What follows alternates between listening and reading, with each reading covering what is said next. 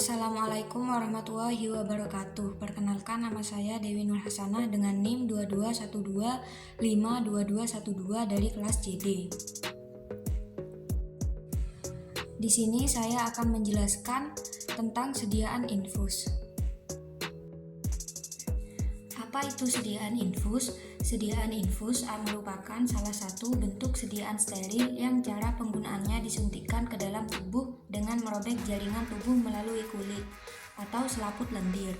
Sediaan infus adalah sediaan obat yang digunakan untuk disuntikkan ke dalam pembuluh darah vena melalui intravena. Nah, jadi sediaan infus itu obat yang cara penggunaannya dengan cara disuntikkan dengan jarum infus, dimasukkan ke pembuluh darah. Setelah itu, syarat sediaan infus. Di sini terdapat 8 syarat-syarat sediaan infus. Yang pertama, aman, tidak menyebabkan iritasi jaringan dan menimbulkan efek toksik. Nah, jadi sediaan infus itu kan obat yang dimasukkan ke dalam pembuluh darah. Jadi obat itu harus aman. Yang kedua, sediaan harus jernih, bebas dari partikel asing, harus steril dan bebas pirogen. Lalu memenuhi keseragaman volume. 6. Memenuhi uji kebocoran. 7. Stabil. 8. Sedapat mungkin isotonis dan isohidris. Nah, jadi syarat-syarat yang 8 yang setelah saya sebutkan barusan ini harus ada dalam sediaan infus. Nah, agar pemakaiannya itu tidak menyebabkan toksisitas dan aman apabila digunakan dalam jangka panjang.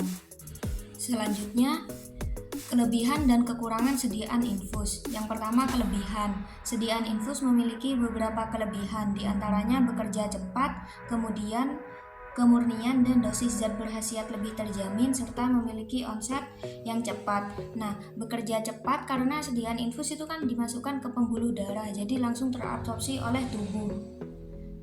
Lalu, infus juga dapat digunakan untuk memberikan cairan dan obat secara parenteral yang efeknya timbul lebih cepat dan teratur dibandingkan dengan pemberian per oral. Nah, kelebihan lainnya juga berupa infus juga dapat digunakan pada pasien yang tidak sadar. Setelah itu, kekurangan sediaan infus memiliki beberapa kelemahan, diantaranya risiko infeksi, risiko trombosis, risiko kelebihan cairan, risiko elektrolit yang tidak seimbang, dan risiko reaksi alergi terhadap obat yang diberikan melalui infus. Selain itu, pemberian infus juga memerlukan keterampilan khusus dan harus dilakukan oleh tenaga medis yang terlatih. Nah, jadi jika kita menggunakan sediaan infus itu tidak bisa digunakan sendiri karena butuh tenaga medis seperti perawat atau dokter agar untuk memasang jarum infusnya. Kan kalau sediaan infus itu kan memakai jarum infus untuk disuntikan ke pembuluh darah. Jadi harus ada dokter atau perawat yang dapat membantu. Nah, selanjutnya jenis cairan infus. Ada berbagai jenis cairan infus yang seringkali digunakan. Cara paling umum untuk mengkategorikan cairan intravena didasarkan pada tonisitasnya. Yang pertama, isotonik, yaitu cairan infus yang memiliki konsentrasi yang sama dengan plasma darah. Nah, jadi cairan isotonik ini sel dalam tubuh itu tidak akan bocor. Setelah itu, hipotonik. Larutan hipotonik memiliki konsentrasi zat terlarut yang lebih rendah daripada plasma. Nah, jadi sel di dalam tubuh itu air yang masuk itu sedikit sehingga selnya itu jadi mengkerut. Yang terakhir, hipertonik. Hiper artinya tinggi, yaitu cairan memiliki konsentrasi zat terlarut yang lebih besar daripada plasma. Nah, jadi sel-sel dalam tubuh itu kan hiper tinggi. Nah, jadi air yang masuk itu banyak. Jadi akan dapat terjadi kebocoran sel.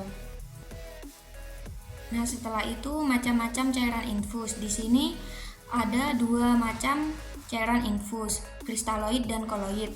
Kristaloid, cairan infus kristaloid yang mengandung natrium klorida, natrium glukonat, natrium asetat, kalium klorida, dan magnesium klorida dan glukosa. Cairan ini biasanya digunakan untuk mengembalikan keseimbangan elektrolit, cairan resusitasi dan hidrasi tubuh. Yang kedua, koloid. Cairan infus koloid mengandung gelatin, albumin, dan dextran. Biasanya diberikan pada pasien yang menderita sakit kritis, pasien bedah, dan pada berbagai kasus. Cairan koloid juga digunakan sebagai cairan resusitasi seperti halnya kristaloid. Nah, selanjutnya evaluasi sediaan. Terdapat 3 uji evaluasi sediaan. Yang pertama, fisika, kimia, biologi. Fisika ini berupa penetapan pH, penetapan volume, uji kebocoran, dan uji kejernihan. Yang kimia, penetapan kadar, konsentrasi bahan aktif. Uji biologi, uji sterilitas, uji pilogen, dan penetapan potensi antibiotik. Terima kasih, sekian dari saya, kurang lebihnya mohon maaf. Wassalamualaikum warahmatullahi wabarakatuh.